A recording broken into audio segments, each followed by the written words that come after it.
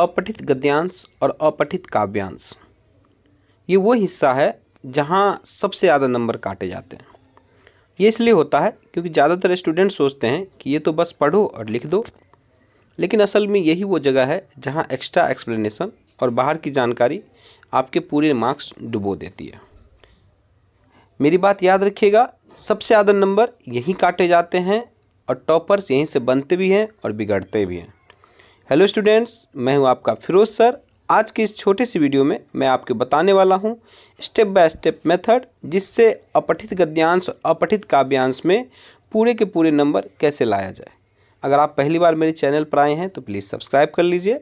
इस वीडियो में हम सीखेंगे पैसेज हल करने का सही क्रम, कविता में अनुमान लगाने की सबसे बड़ी गलती से कैसे बचें, और वो सीक्रेट टिप्स जो एग्जामिनर आपकी आंसर शीट में ढूंढता है।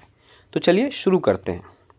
सबसे पहले बात करेंगे, देखिए क्लास 10 सीबीएसई में और क्लास 10 सीबीएसई के 9th में, 9th और 10th का जो बात है, इसका जो आप ब्लूप्रिंट देखेंगे तो दोनों का सेम ही है। अपठित बोध, व्यवहारिक व्याकरण, पाठ्यपुस्तक और पूरक पाठ्यपुस्तक और रचनात्मक लेखन, सबके इतना ही है। अपठित बोध जो है उसका भारांक देखिए 14 नंबर है, 10th में भी और 9th में भी।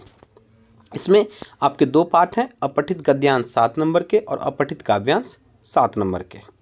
अब इसमें ऐसे समझिए कि आपको 7 नंबर का गद्यांश पूछा जाएगा और 7 नंबर का काव्यांश। इसका एक छोटा सा पार्ट और है जिसको हम क्वेश्चन पेपर से देखेंगे। 7 नंबर भी बटा हुआ है, 3 एमसीक्यू आता है और दो नंबर के 2 प्रश्न आएंगे 4 अंक के। सबसे पहले हम बात करते हैं कि अपठित गद्यांश क्या है।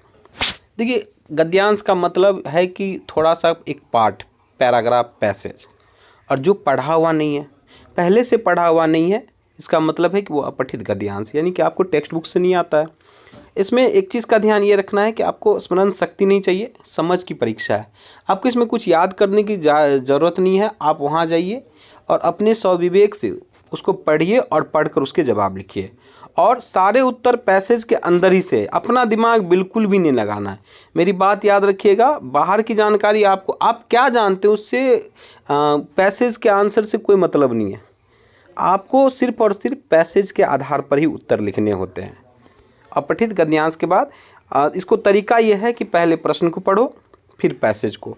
सिंपल है। देखिए, आप इसके उल्टा भी कर सकते हैं कि पहले एक बार पैसेज शॉर्ट में पढ़ लीजिए और फिर इसके बाद तुरंत उसके एक सरसरी निगाह प्रश्न पे डालेंगे, और फिर जाके जो इसका एक सीक्रेट टिप्स ये है कि लोग एक बार पढ़ के सोचते हैं कि उत्तर लिख दो जल्दी जल्दी जल्दी जल्दी। देखिए, टाइम कम से कम आपको दोनों पार्ट में जो 14 अंक के हैं 30 से 35 मिनट, 30 to 35 मिनट्स देने हैं। आराम से तसल्ली से इसको देखिए। शब्द वही रखना है, भाषा थोड़ी बहुत बदल सकते हैं, और जो क्वेश्चन में पूछा गया वही लिखना है। एक्स्ट्रा एक्सप्लेनेशन अपनी तरफ से बिल्कुल भी नहीं करना। देखिए, आप क्या जानते हैं और पैसेज क्या है, ये दो अलग अलग चीज़ है। आपको जो पैसेज में पूछा गया है सिर्फ और सिर्फ आपको उसी बात का आंसर लिखना है, अपना दिमाग ज़्यादा नहीं लगाना है। मतलब सीधा है, वार्निंग समझिए इसको, जितना पूछा है उतना ही लिखो। और ये वही सीक्रेट टिप्स है जिससे टॉपर बनते हैं और बिगड़ते, मैंने शुरू में ही कहा था। सबसे पहले बात करते हैं, ये देखिए प्रीवियस ईयर का क्लास 10 का ओरिजिनल क्वेश्चन पेपर है, आपकी स्क्रीन पे दिख रहा है। जो अपठित बोध, ये क्वेश्चन नंबर 1 आता है अमूमन। अगर सेट अलग अलग सेट बदलते हैं तो हो सकता है क्वेश्चन नंबर 2 भी हो, लेकिन क्वेश्चन नंबर 1 में ही आता है। देखिए, एक छोटा सा पैराग्राफ आपके स्क्रीन पे दिख रहा होगा, ये जो है अपठित बोध। इसका क्वेश्चन है कि निम्नलिखित गद्यांश को ध्यानपूर्वक पढ़कर उस पर आधारित दिए गए प्रश्नों के उत्तर लिखिए। इसको क्या करना है कि जैसे क्वेश्चन है कि लोक साहित्य का सृजक लोक है, इसको पूरा एंड तक पढ़ेंगे एक बार। इसको पढ़ने के बाद फिर इसके क्वेश्चंस को देखिए। क्वेश्चन 1, 2, 3, ये 3 क्वेश्चन जो है आपके स्क्रीन पे दिख रहे हैं, ये एमसीक्यू बेस्ड क्वेश्चन है। और क्वेश्चन नंबर 4 और 5, क्वेश्चन नंबर 4 और 5 जो होता है, ये होता है आपका 2-2 नंबर के लिखने वाला।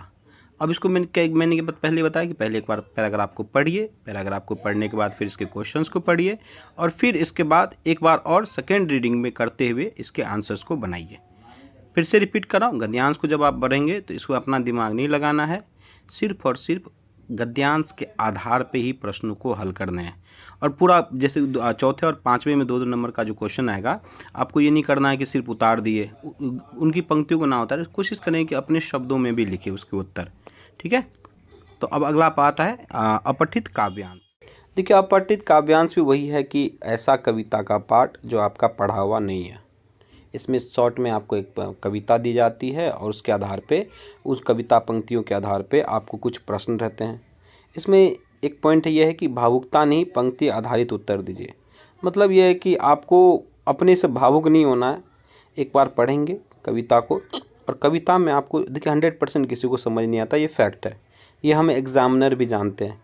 लेकिन आप एक अनुमान इस तरह से लगाएं कि कम से कम 60%, 70% जो भी आपको समझ आया उसके बेस पे आपको जवाब देना। अपना खुद से अनुमान के आधार पे मत जवाब दीजिए। आप क्या सोचते हैं, आपने क्या अनुमान लगाया, ये मत सोचिए। आपको कविता में जो कुछ भी समझ आया उसको कोशिश कीजिए कि आप लिखें। मतलब ये है कि इसका यह है कि कविता पढ़नी है, महसूस नहीं करनी। मतलब आप क्या महसूस करते हैं उससे उस काव्यांश का कोई लेना देना नहीं है। कविता पढ़िए और कविता के जो भी भावार्थ आपको समझ में आता है उसके आधार पे फिर प्रश्न को पढ़ के उसके उत्तर लिखिए। इसमें क्या करना है कि उत्तर जो है कविता की पंक्ति से ही होगा, अपना उसमें आपको कुछ दिमाग नहीं लगाना है। और भावार्थ तभी लिखना है जब पूछा जाए, आपसे कहा जाए कि काव्यांश का भावार्थ लिखिए, यानी उसके क्या भाव हैं, कविता में क्या कहा गया, तब आपको अपने शब्दों में उसको लिखना है। और एमसीक्यू जब क्वेश्चन आता है, 3 एमसीक्यू क्वेश्चन आएंगे, तो उसमें आपको एलिमिनेट करना। एलिमिनेशन क्या होता है कि जैसे 4 ऑप्शन दिया तो 4 ऑप्शन में आप ट्राई कीजिए कि कौन से 3 ऑप्शन गलत हैं या कौन से 2 ऑप्शन गलत है, पहले एलिमिनेट कर लीजिए।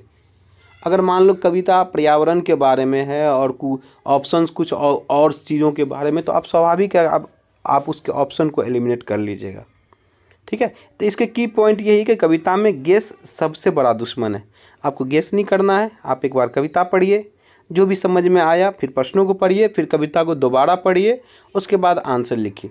देखिए मैं सीबीएसई बोर्ड में कॉपी चेक किया हूँ सालों साल, और अमूमन देखता हूँ कि बच्चे इसमें कविता उतार देते हैं। बेटे कविता नहीं उतारनी है, कविता बिल्कुल नहीं उतारनी है। आपको जो भी समझ आया उसके आधार पे, उसके जो 2-2 मार्क्स के क्वेश्चन लिखने के लिए आता आंसर, तो उसको अपने शब्दों में लिखिए।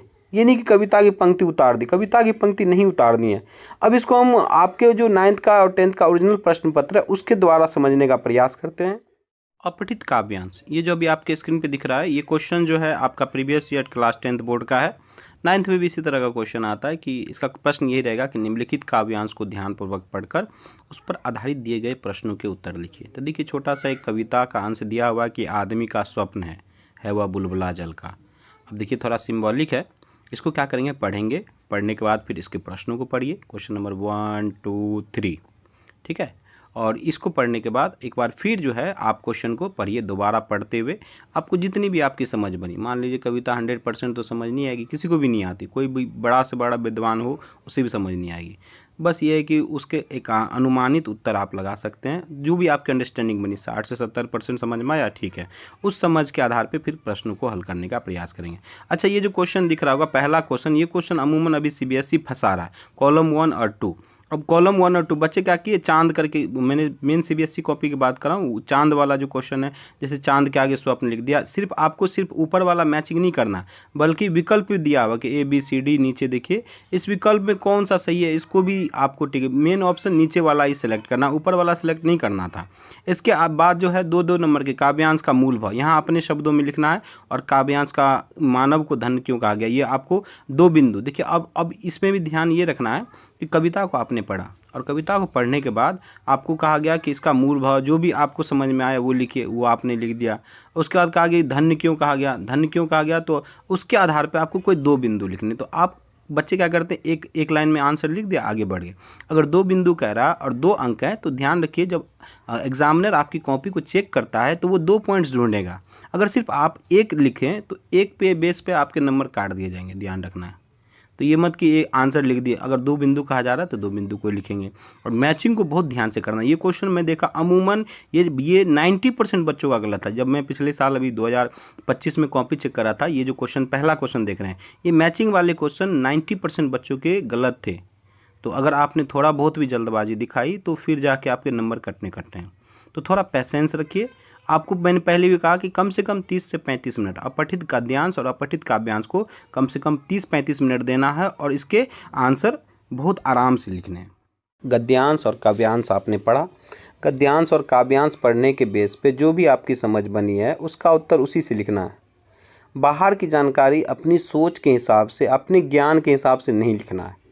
और दूसरा चीज़ होता है ज़रूरत से ज़्यादा लिखना। अगर मान लो प्रश्न आपके 2-2 नंबर के 2 प्रश्न आए, 4 नंबर है, एक प्रश्न है 2 नंबर का, तो उसमें आपको कितने शब्द लिखने हैं? 20 से 30 शब्द।